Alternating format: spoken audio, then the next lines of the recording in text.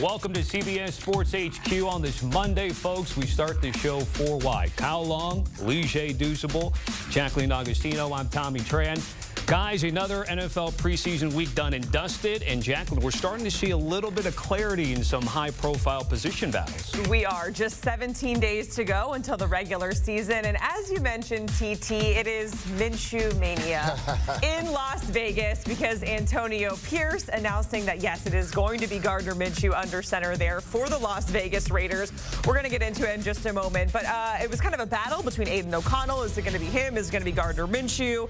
And there you have it. Vegas rolling the dice with Gardner Minshew. But let's not forget, with the Colts last season, this was a team in the AFC South that once Anthony Richardson went down, they almost got into the playoffs, which was a little scary for Jags fans if you were trying to watch that, who ultimately did not get into the playoffs. But again, the Raiders, they named Minshew their starter for week 1.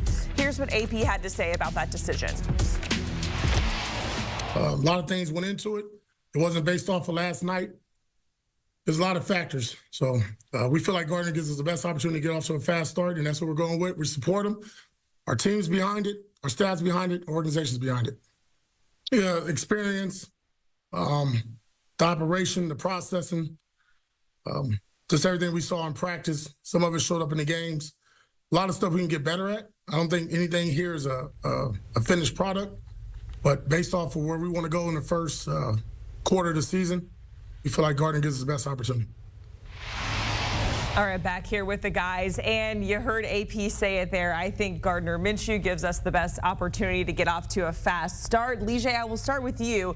Your thoughts on those comments, and is this the direction you thought the Raiders were going to go after you saw the first 2 preseason games? Jacqueline, it is. And when you look at what the Raiders did this offseason, they gave Gardner Minshew a 2-year deal, Kyle. 2 years, $25 million, $15 million guaranteed. And if you look at what backup quarterbacks are making, even the top ones, they're making upwards to $8 million. So you're talking about double that. So to me, what AP was saying, and you heard him say it, we feel that Gardner Minshew gives us the best chance to start off fast.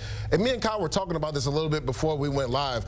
When there is a quarterback battle, a lot of times coaches will err on the side of going with the veteran guy, the guy that has more experience. Let's not forget, Gardner Minshew last year was thrust into action and had his team 1 game away, not only from going to the playoffs, but winning the AFC South division, right? He wasn't even expected to play. So to me, Aiden O'Connell, you heard some of the things that AP alluded to, the processing, right? He's still having some issues with that. And I know he said the last playoff or preseason game had no factor in this, but you got to remember, AP watched this guy last year, and he was making some of the same mistakes he made this year. Kyle, on that interception, which a lasting impression because that was his last throw in preseason. He gets to his 3rd read. You have to understand leverage in the NFL. The nickelback had inside leverage. Instead of throwing that to the outside shoulder of Harrison Bryant, Kyle, he threw it on the inside. Pick 6 goes the other way. So I know AP said that had no bearing, but you have to think that had some bearing on why they decided to go with Gardner Minshew. They feel like he's the safer bet right now. Yeah, when you take this Raiders team, who they have a void in leadership at that quarterback position, you bring 2 guys in. I was a little weirded out. Both the guys have mustaches. That's not really it's not a football What's wrong take. with the mustache? But one thing that I do, you can't have 2. You can't have 2. Oh, there's only it's like one fedoras. It's like fedoras in a crew. You know what I'm saying? So when I see Gardner Minshew as an offensive lineman, he strikes me as a guy that can be a motivational player, a leader, a true tunnel talker and field walker. He's a guy that can go out there and make it happen. And I think with AP, he talked about the processing, the operation. They know what they're going to get with Gardner Minshew. He's a guy who's been there, seen it, done it. To your point about last year's run in Indy, the guy has experience. I'm not quite sure if Aiden has those intangibles that Gardner has. I think the team probably feels it. They need a little bit of that leadership on the offensive side of the ball to match that defensive forward football MO that they have in Las Vegas. And Kyle, something else that we talked about, when you look at the 2 quarterbacks, Aiden O'Connell is a pocket passer, doesn't have great mobility. Gardner Minshew does. We were just talking about one of the best left tackles in football is currently hurt for them right now, Colton Miller. So you also think that had to factor into this decision. If Gardner Minshew were to get in some trouble, we've seen him in the past be able to get out on the pocket and use his mobility to make plays. So I think that had a factor in this as well because they are having some injury issues on the O-line. Vegas at the Chargers on CBS to start the season. Let's go from one quarterback situation to another. Let's go to Pittsburgh, Kyle. It's interesting because in Vegas they had one incumbent in O'Connell and a newcomer in Minshew. Both quarterbacks in contention are newcomers here. None of them really popped over the weekend. So what did you make of the Pittsburgh performance, and how do you think it all plays out? I think they're trying to find out which offensive style will match the characteristics, the traits that both these quarterbacks have. Obviously, we've seen Russell Wilson run all over the yard, escape pressure, make those big throws down the field.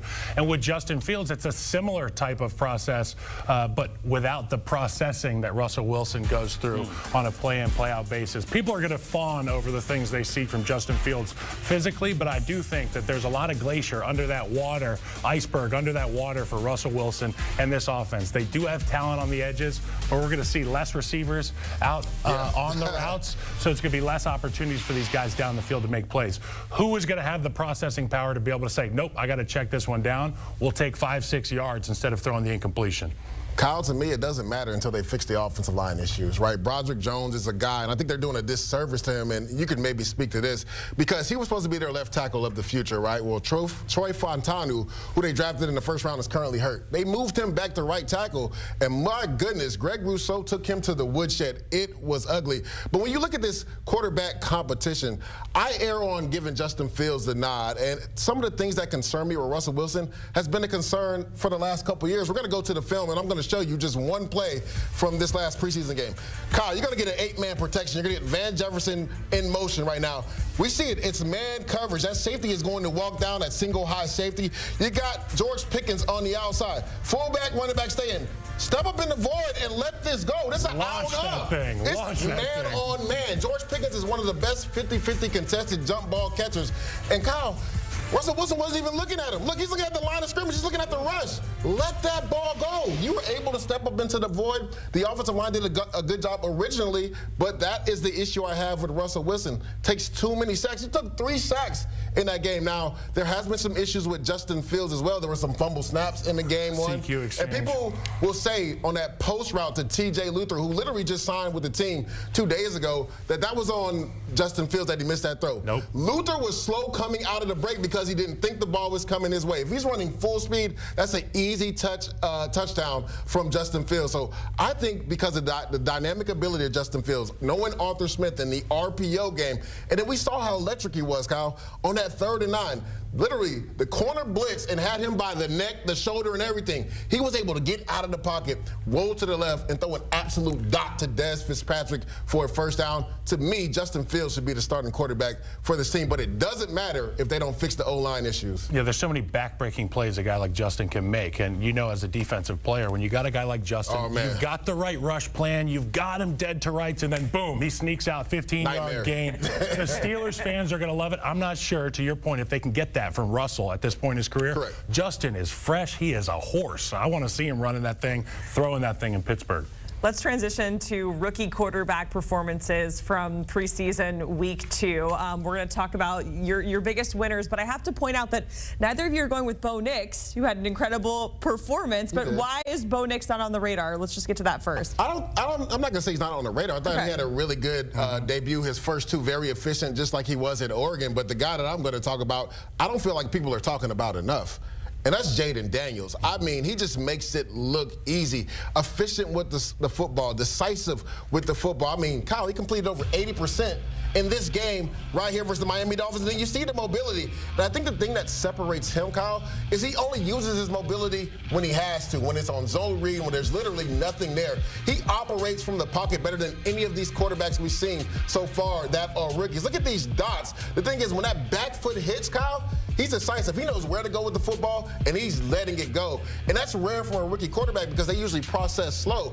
But he's done a really good job in his first 2 showings, whether it was with the Jets going 2 for 3 and throwing that bomb on the right side of De'Ami Brown for a 44-plus yard catch on a fade, or just dinking and dunking versus Miami, staying ahead of the sticks.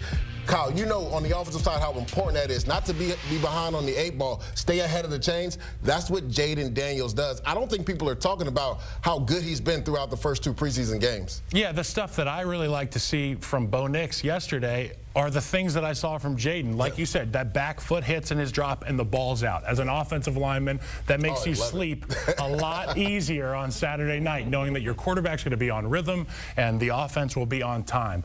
To your point about Jaden getting outside of the pocket, he does like to run to throw. Some guys run to run because that's their first reaction. Some of the best quarterbacks that run in the league run to throw, and I think he's going to be one of those young players that we see doing that a lot. But you got to get down, big guy. Oh, yeah. I'll take no unnecessary hits. My quarterback that stood out to me, obviously Caleb Williams is going to be my pick. And as a former Chicago Bear and a fan of the Bears, it is so refreshing to see a true superstar mentality, somebody that the team, the fans, the city can rally around. And you know what? It was really sad to see the first 3 drives. What were they? 3 and out, 3 and out, 3 and out. I texted my wife. You know, she was running out with the girls, and I say, I think I'm in trouble on some of my Caleb Williams picks. They're 3 and out every time. But thank God he goes out there, finds Roma Dunze on the scramble drill. He's able to showcase some of the things that we were all so high on him for this offseason coming into the draft.